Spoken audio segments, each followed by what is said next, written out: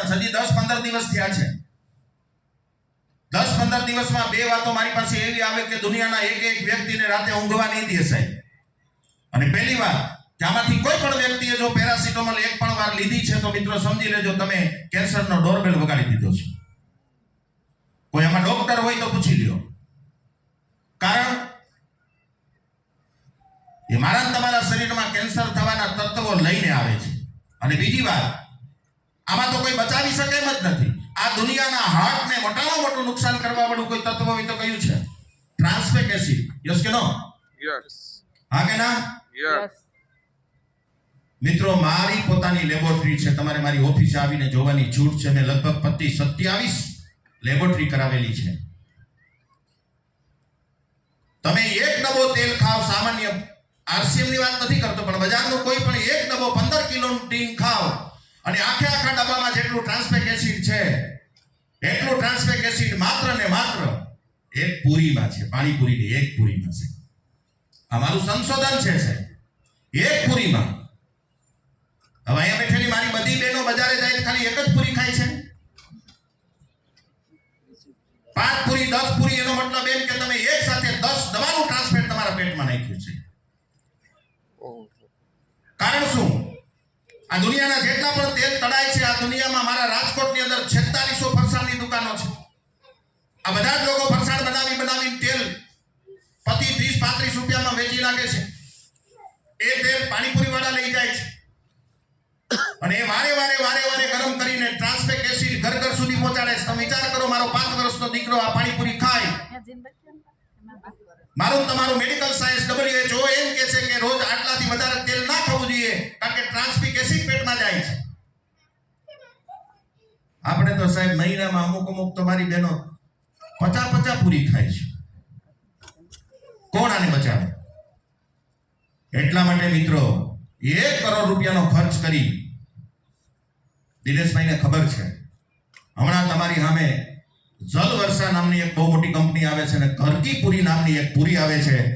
થોડાક જ દિવસોમાં તમને હું પ્રોડક્શન આપીશ. રોજનું 20 લાખ પૂરીનું પ્રોડક્શન થાય એવી એક ફેક્ટરી મારી અત્યારે તૈયાર થયેલી છે. અને મિત્રો તમારી ઘરે પાણીપુરી આવે એટલે તમારા 1 વર્ષના બાળકને ખવડાવવાની છૂટને અમારી જાહેરાતમાં આવશે કે એમાં ટ્રાન્સફેટ એસિડ કોઈ સાબિત કરી દે તો 1 કરોડ રૂપિયાનું ઇનામ.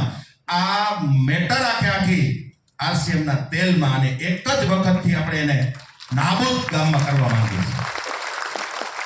અને એ પણ પૈસા નવદીપ ઇરિગેશનના માલિક મહેશભાઈ રૂપાપરા અને તમારી સામે બેઠેલા વિનોદભાઈ દેસાઈના વાઇફ વર્ષા ફાઉન્ડેશનના ઓનર, એ બેએ પોતાની બચતમાંથી બચત કરેલા પૈસા હતા. એ 45 લાખ રૂપિયા આ ફેક્ટરીમાં રોકી અને મારા તમારા ઘરમાં આરોગ્યવાળી પૂરી આવે એના માટેનો પ્રયત્ન થઈ રહ્યો છે.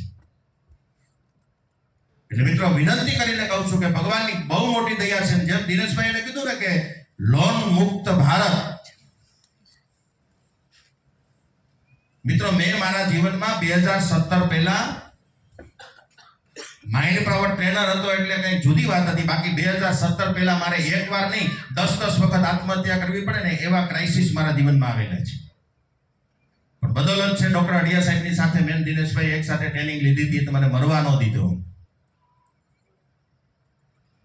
હજી પણ આપણે ઘણી વખત હું દિનેશભાઈ પાસેથી સાંભળું અથવા તો કોઈ લીડર પાસેથી સાંભળું ત્યારે મને એમ થાય કે હજી આપણા સંકુચિત માઇન્ડ છે.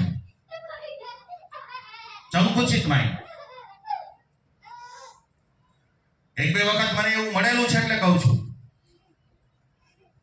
હું તમને અમદાવાદની વાત કરું તો અમદાવાદની અંદર ઓલ ઓવર ગુજરાતનું આરસીએમ છે. તમે ખાલી પૂછી લેજો મારા અમદાવાદમાં જેટલા પણ વર્ષા ફાઉન્ડેશન ફેમિલીમાં છે. હમણાં મારો 1 કલાકનો સેમિનાર હતો અને 1 કલાકમાં મેં એમ જ કીધું હતું કે તમે જે દુકાને જાઓ અને એ દુકાને તમારા ઓળખીતા હોય તો સાહેબ માત્ર બીજું કાંઈ કામ કરવાનું નથી, જોડવા તોડવાની વાત જ નહીં, બસ પ્રોડક્ટ ખાવાનું ચાલુ કરો, જેથી કરીને તમારી ઘરેથી નાની મોટી દવાઓ ધીરે ધીરે હરતી બહાર નીકળી જશે. જેવી રીતે આપણા સોમનાથ મંદિરને તોડવામાં એક વ્યક્તિએ સરસ મજાની વાત કરી હતી કે આટલી મોટી જનોઈ ભેગી કરી, એના કરતા જો એક વખત ખાલી બધાએ તાલી પાડી હોત ને તો આ સારા વૈયા જવાના. એક વખત ખાલી રાડ નાખી હોત તો વૈયા જવાના હતા. એમ મિત્રો આટલા બધા લોકો આપણે રાજકોટમાં છીએ.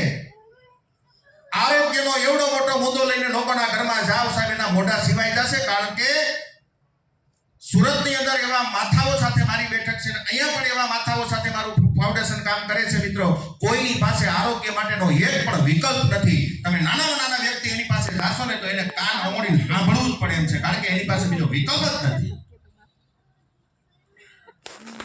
એટલા માટે સાહેબ, કાલની જ હું તમને પરમ દિવસની વાત કરું, દીપાલીબેન કથિરિયા કરીને એક વ્યક્તિ છે અમદાવાદમાં, એક જ દિવસમાં પ્રોડક્ટ લઈ આવ્યા, બધી પ્રોડક્ટનું કેલ્ક્યુલેશન કરી લીધું, પેરામીટર માપી લીધા અને એ જ મિનિટે મારા વાઈફને ફોન કર્યો કે હું 5000 રૂપિયાની વસ્તુ લઈ આવી છું, આમાં કેવી રીતે કાર્ડ નીકળે એ ખાલી મને કઢાવી દે. 10 વર્ષથી જેના ઘરમાં મર્સિડીઝ સિવાય કોઈ દી ગાડી નથી આવી, આવા વ્યક્તિના ઘરમાં પણ આરોગ્યના લેવલ ઉપર આરસીએમ જઈ શકે એમ છે. પણ હજી આપણી માનસિકતા બહુ ખરાબ છે.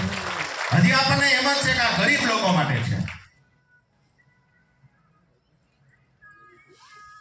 મારે બહુ